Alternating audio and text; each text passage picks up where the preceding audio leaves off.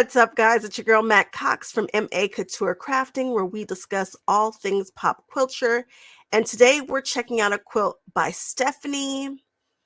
I think I say Zacharer Ruyle. Okay. All right. I can't say it. I know, but I will put the name here. You will see the name on the title. We are going to celebrate Stephanie. I pulled this quilt specifically because I'm just in the mood for this quilt today. I'm just like, where is that quilt? Found it. I am obsessed with it. I think it is so cool. I stared at this quilt for I don't know how long. I kept coming back.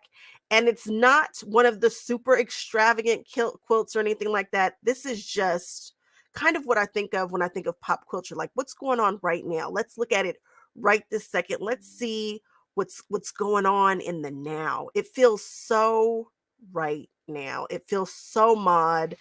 I'm obsessed with it. I want to show you guys what it looks like. Okay, so here we are, and here this amazing quilt is. I know there's another very large quilt over here that's also in the screen, but we're talking about this super mod one right here. I think it's called Creamsicle or Orange Sickle. I just kept walking by and kept walking by and kept loving on it and looking at it. There's something that just draws me in about this quilt. Now, Paducah was a little weird in the way that they set up their quilts, but they had a lot of quilts in their show. So I'm assuming they're doing the best they can with the space that they're given. But this was kind of an awkward angle. I couldn't just stand in front of it and just really take it all in. So I'm at an angle, but that's okay because I still understood the amazingness in this quilt. So I took a couple pictures. Yes, it's called Orange Creamsicle. And when you look at it, there's not a whole bunch going on, and there doesn't always have to be a whole bunch going on. There is something for everybody in this show, and this quilt was absolutely for me.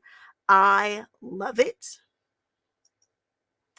So when I'm looking at it, I'm seeing this gray right here, which is, there's not a whole bunch of colors in here, but the color story is superb. But there were some decisions made. Like, check this out. You can totally tell that this cream was put in on purpose. And it gives it a little something. This is what I would consider to be a modern quilt. We've got lots and lots and lots of negative space that the quilts are utilized. This was not quilted by the same person who pieced it. But I mean, I get it because I don't quilt my own quilts either. But the decisions that were made were excellent. So we've got these curves here, and the quilting has these sharp edges that go through it. But they don't go all the way through these shapes. And of course, these shapes remind us kind of TVs. I don't know that that was the intention, but when I look at this, I think old school TV for sure. But some of the things that really stand out about this quilt, when you get in close, is you see that there are all of these little shapes that are hidden within the shape.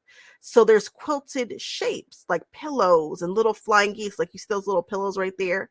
And like I was saying before, we've got some very sharp lines that are running through this quilt that don't intersect the actual quilting area. Let me see if I can zoom in a little bit. And then you see inside, we have omitted sewing through the entire shape. And then we have some super tight, what looks like matchstick quilting here. And then let me see if we can scoot up. And then it even looks like there's a different color inset right here.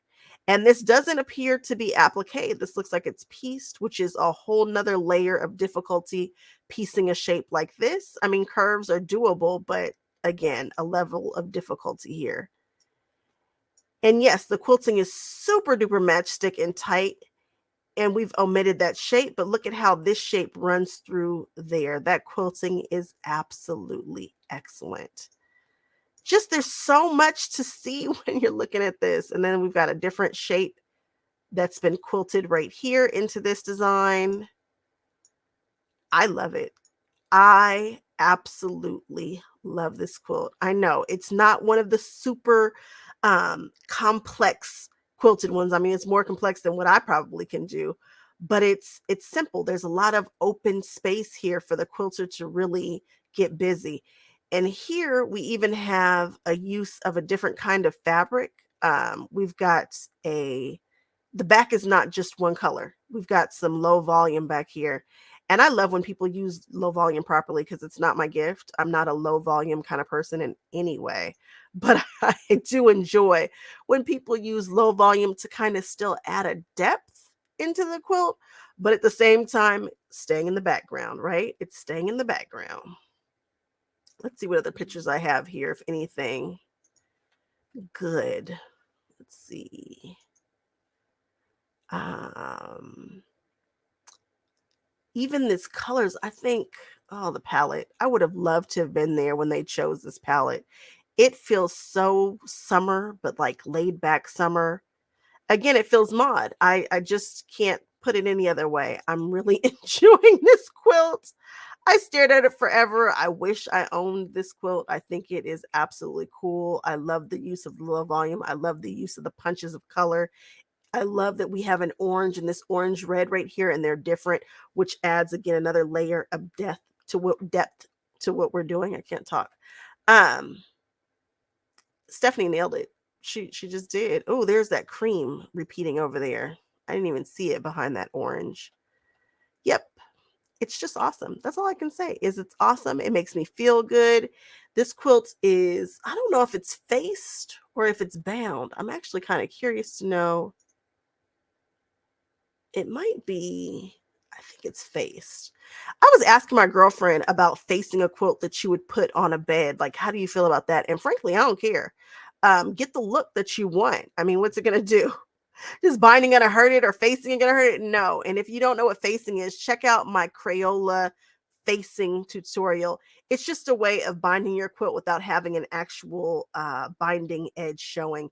And I think this one here is faced, and I like the idea of putting this quilt on a bed. I can absolutely see this as a functional quilt, as well as a wall hanging, but I would love to see this on a beautiful, airy, beachy kind of bedroom. I think this would look amazing as a functional quilt.